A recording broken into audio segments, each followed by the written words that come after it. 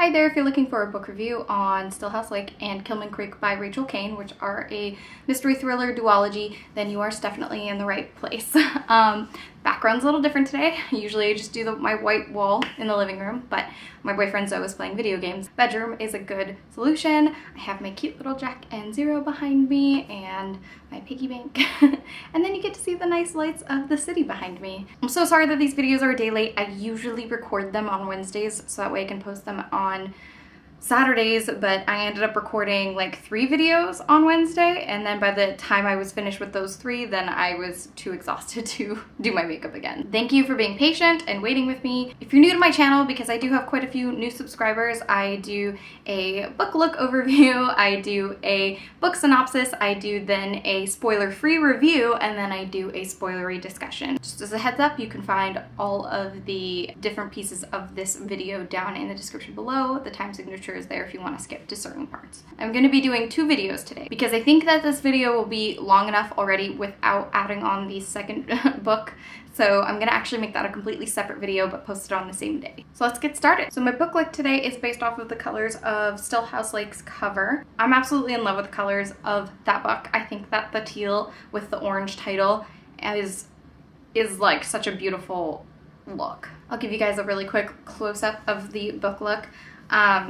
I think the other thing that's super appropriate is that my lipstick is called Lady Danger by MAC, so I thought that that was perfect, and it just happened to match the cover of the book as well, so it's just everything's coming together. Alright, so quick synopsis before my battery dies, because it's totally gonna die, is we follow a woman, Gina Royal, who then changes her identity along with her 2 children who are like, I want to say like 10 and 14 or something like that. She's on the run because she just discovered that her husband is a serial killer and he's in jail. However, he has like this cult following that's kind of terrorizing them. So she's kind of running from the people who think that she knew about his murders, who want to see her dead, and she's also running from people who want to do horrible things to her kids. There's also like copycat killers who want to murder her specifically because they admire the husband, and the husband made some public statements saying that he like would have murdered his wife if he had the chance, and so she's on the run from cult following of her ex-husband's, actually she divorced him, ex-husband's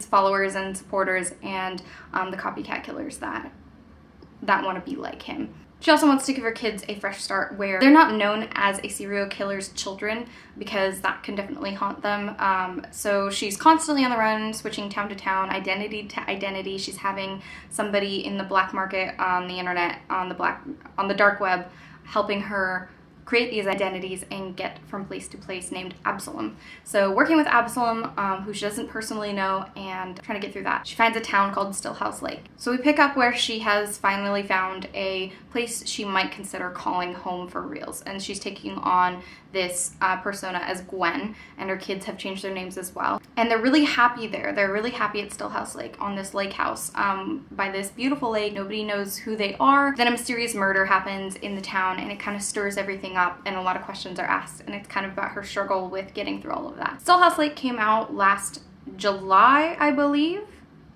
June or July. It came out in June or July of 2017, and then the sequel, Killman came out in December 2017. For my spoiler-free review, I thought it was amazing. I'm not a big mystery thriller type reader because I find a lot of mystery thrillers really predictable, like they're not super fun for me. I think I've lost a lot of trust with mystery thriller as a genre, both in books and in TV, because honestly, I get super frustrated when I read an entire story. I'm introduced to so many characters, I'm suspicious of some of them, and I like some of them, and I hope that they're not the killer or the mysterious person, and then they kind of bring out this random person who is the culprit, who has nothing to do with any of the people you've already met, so it's not like me as a reader could have sorted out who the murderer or the kidnapper, whoever the bad person was, by like paying attention to details and clues and the way people say things. I get really upset when it's just some random person we haven't even met in the entire series. That has happened way too much for me in both books and movies, where I'm just get so frustrated because my favorite mystery thrillers, the ones that I have liked, are ones where all the clues were laid out in front of you, and then by the end of the book or movie they reveal who it was, and you're like, oh my god, I should have seen that. That is basically the moment Like, that's my goal feeling when I go into mystery specifically. Thriller, not so much. Thriller can be a little bit different. Stillhouse Lake did not do any of that for me. Anyone involved in the situation was introduced, we knew who they were, we were given some facts, we were given some suspicion. What I really liked about it is basically, at a certain point, you're just suspicious of everybody, which is perfect because you're reading this through the perspective of Gina Royal and or Gwen, whose last name I kind of forgot. And she is suspicious of everybody. She does not trust anybody. She is a mother on a mission, and she's a mother first and foremost. The character growth in this is amazing. I was reading some reviews and I was watching some reviews on this before I did this, and a lot of people were complaining that Gwen's inner monologue is super, and even just the way she interacts with her children is really repetitive. But in her situation specifically, and a couple people admitted this, like, I could understand why. And so the repetitiveness actually didn't bother me. It just kind of put me in a maternal instinct mode where I'm just like, yes, make sure they know, make sure they always remember, make sure they don't forget these things. So that was one criticism that I heard about the book that I don't really agree with. Or at least I agree with that it was repetitive, but not in a bad way. I think it really worked for the story, especially because we're seeing it from a paranoid mother's perspective. I think that her character is amazing. I think she is an extremely strong female character. I think that her character flaws work with her character, and they're totally appropriate to her character. The writing I thought was really good. It was very concise in my opinion, so there was no dragging on descriptions. There was no point in the book that I thought dragged, which is really important for a mystery thriller. The kids are kids, so it's kind of hard to get super attached to them or like them even particularly, especially because one's like a 14-year-old, so that's never really a good time for anybody. So if you read this first book, or if you have read this first book and you wanted to see more of the kids come out into the story, then you definitely need to read Killman Creek, because they definitely get to take on their own part of the book, essentially. As far as the actual mystery thriller aspect of it, I think it was super satisfying. It did not let me down. I just gobbled it up. I could not stop reading. I read it for a book club that I'm part of. I actually read it after the meeting they had for that, and it was really sad because I really wanted to talk to everybody about this book once I read it and just kind of speculate what was going to happen.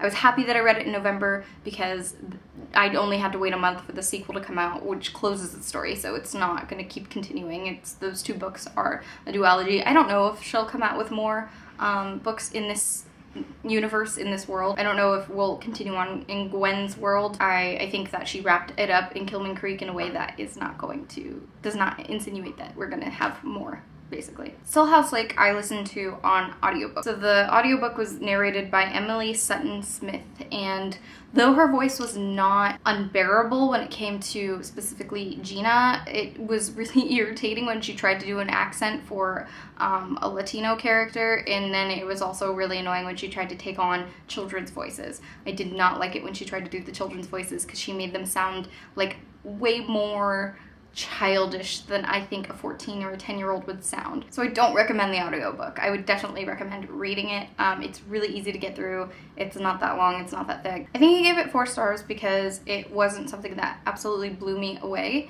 It was just really, it was good. It was good for what it was. It was good for its genre, and it impressed me. I'm excited to read more Rachel Caine because I would like to read more Rachel Caine. I think she made an amazing, honest main female character with a lot of personality.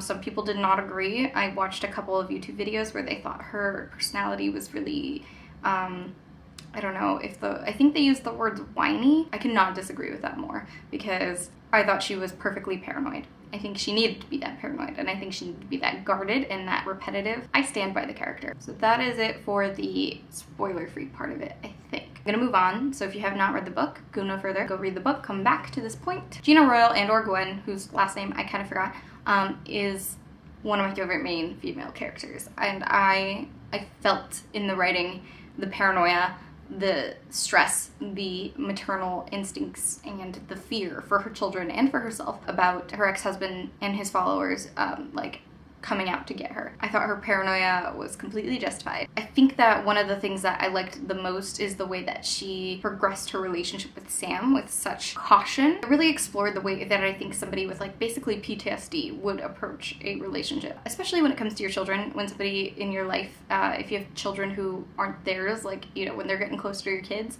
I think is really, really terrifying. The children themselves existed because she had children, but also I think they were a really good window into her soul. Like, I think they represented a lot of her fears and her vulnerabilities that she was not voicing or even saying in her inner monologue. And I also like that they represented kind of the tender part of her that she needed to protect when it came to building relationships with people in the town and actually trusting them. I loved how at some point Rachel Caine wrote it in a way that I even suspected Javier, even though I thought he was a solid character from the very beginning, but I thought he might be, I thought he was kind of playing the role that Sam ended up playing, where he was somebody who was seeking justice for the women, not somebody who was going to hurt Gina because they wanted Gina to hurt. I really did love the transition from Gina Royal to Gwen Proctor. Haha, I know the last name now because I am looking at it. I really like that transition. I really like that we got to see who she was, and even in the second book, if you ever get there,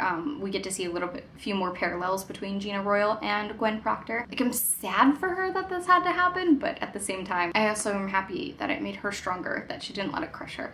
I mean, of course, she probably would have fallen to pieces. She probably would have fallen apart or committed suicide or something, but she has the kids. The whole scene in the beginning when she discovers that her husband is a serial killer is like insane. I feel really bad because of my last book review of Big Fish. I apparently unloaded a big chunk of my life where, like, I talked about my mother's passing, and to me it's not a big deal because it happened 11 years ago. So apparently that was like a big moment for a lot of people. Some people were surprised that I would be so open about these things, but I am honestly an open book. So with that in mind, I am going to share with you that one of my biggest fears in life, my biggest fear, is that I'm going to put my whole trust and love into somebody and they are going to turn out to be like a serial killer. I know that statistically I've probably met a couple psychopaths. That blows my mind. I know that most of them are harmless. I know that most of them live in society with no problems. They assimilate, no problem. They often have impulses to take advantage of people or like gamble or something like that, or cheat, you know, but I know not all of them turn out to be murderers.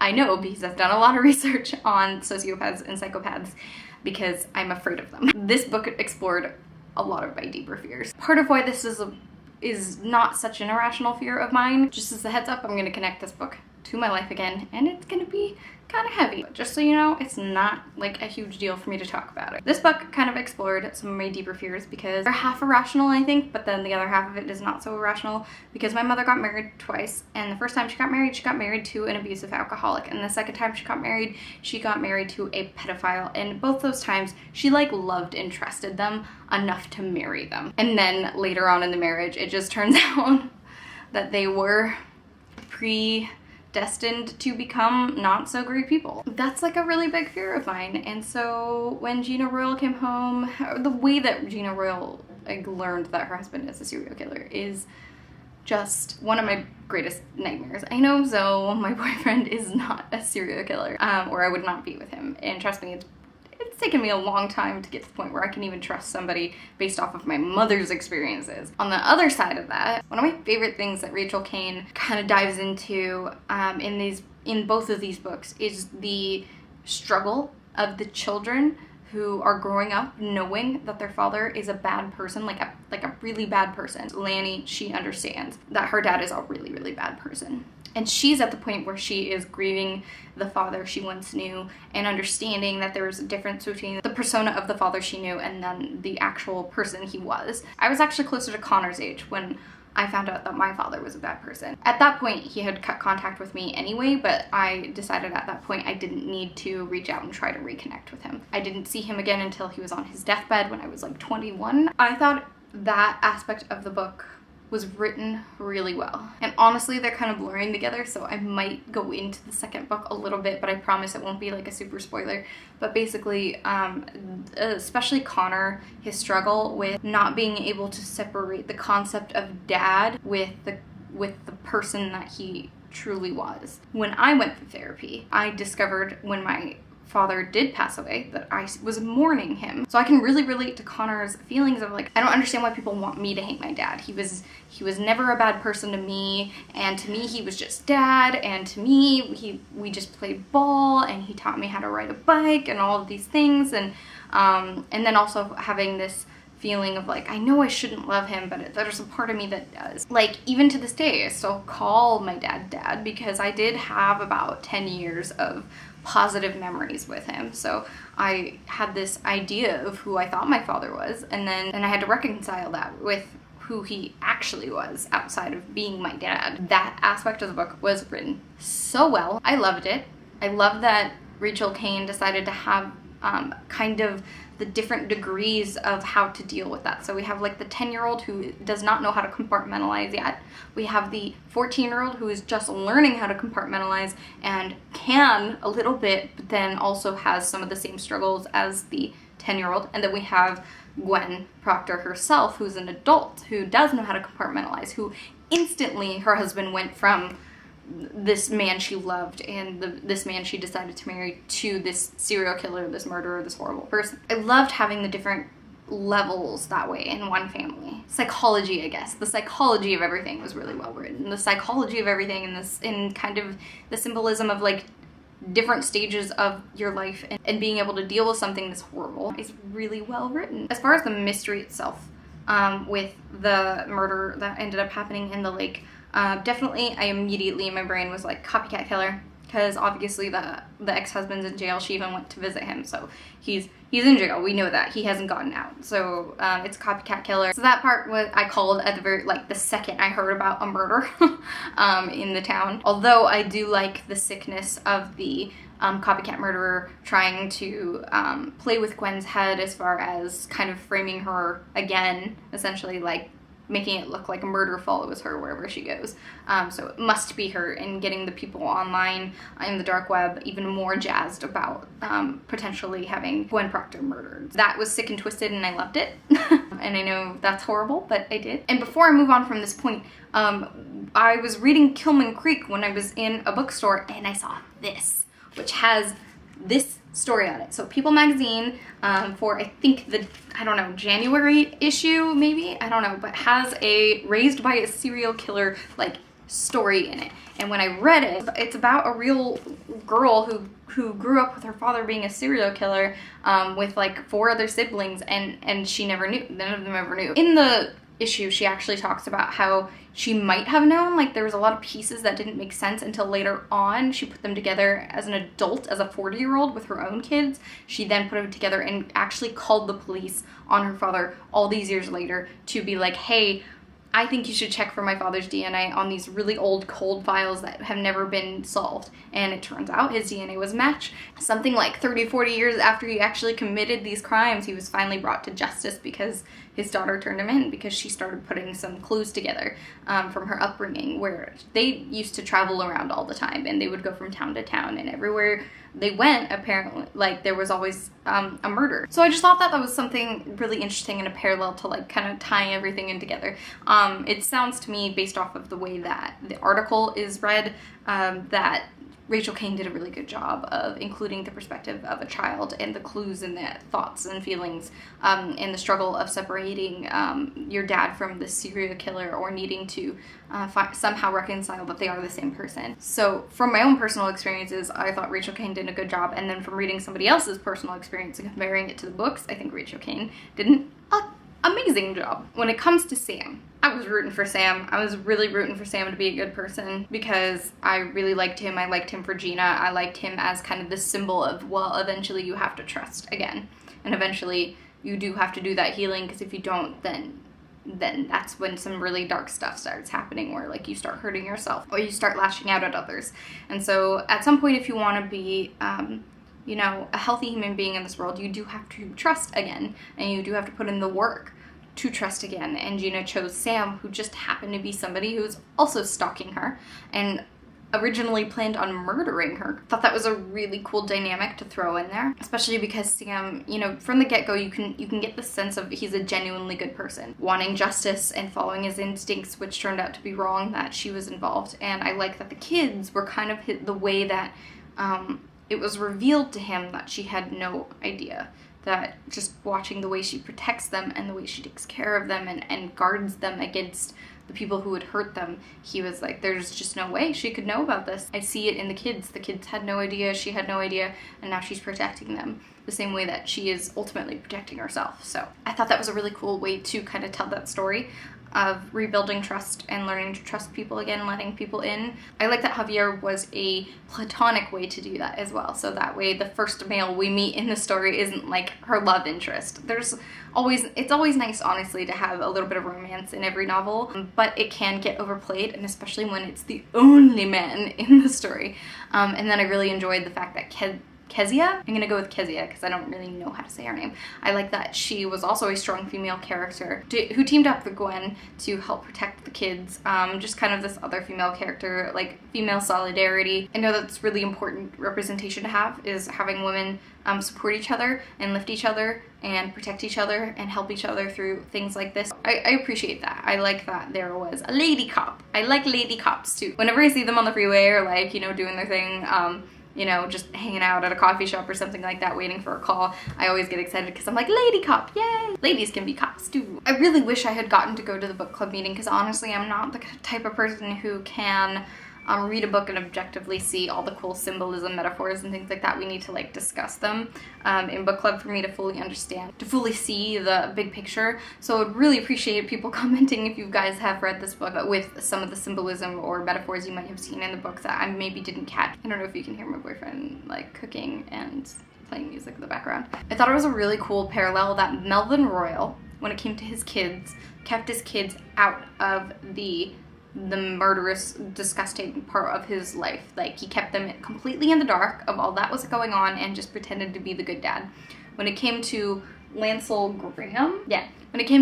Graham, as a serial killer father who had this bloodlust, he included his two sons in on that. Like, he involved them. And I wonder, honestly, sometimes if Laney had turned out to be a boy, so if Melvin Royal had ended up having two boys like Lancel Graham did, would he have included his sons in it? Because definitely you see Melvin Royal talk a little bit more about the son, and I think that's because psychopaths tend to be really narcissistic, and they tend to see their children as kind of little imprints of themselves, and so they do tend to be good parents sometimes when they're looking at their children more as like a projection of them, as an extension of them, as a way to pass on their own personality onto the world instead of looking at them as separate human beings from who they are. So I do wonder, like, the parallels there, if like because Lanny was a girl, Melvin Royal couldn't really like imprint on her as much or like project onto her as much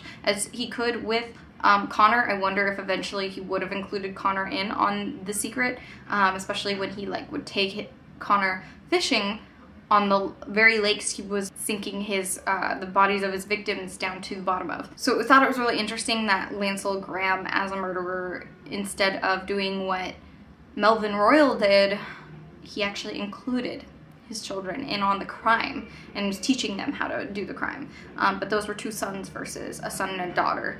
So I don't know. I don't know what the difference would have been. I know that I'm leaving so much out of this book review of the discussion part because I can't pull it forward. Also, can we talk about the parallels that the girl in this article was from a place called Watertown? So like Stillhouse Lake, Killman Creek, water, like related things. I wonder if Rachel Caine knew about this story and based some of it off of what she learned from this article or from this situation, because I do see a lot of parallels, especially when it comes to like the symbolism of the water town. I don't know, that could be something very interesting. But right now, and I feel like I'm kind of letting people down because I feel like that was not like one of the more interesting or deeper discussions I have ever given on this channel, but that is all I have for you. So shortly after this video, I should be posting Killman Creek's review as well, so definitely check that out. I'm also sorry that I'm a day late with this review. Again, sorry. I will promise I will honor my schedule as much as I possibly can. I know some weeks are gonna be like this, especially with trying to do the strike back video-a-thon for small booktubers, and I definitely want to get back on track of doing that, but I also have a life, so I am gonna have to sacrifice some YouTube videos in order to also be able to hang out and see my friends and things like that. So as I said, the last couple videos I will be doing a book review for Off to Be the Wizard by Scott Meyer for next Saturday's video, because I am having a book club meeting for it tomorrow, and I'm very excited. It's going to be really fun. It was such a fun read, and I have some first-timers coming to my book club, so I'm very excited. Otherwise, I will definitely see you next Saturday for another book review. Bye!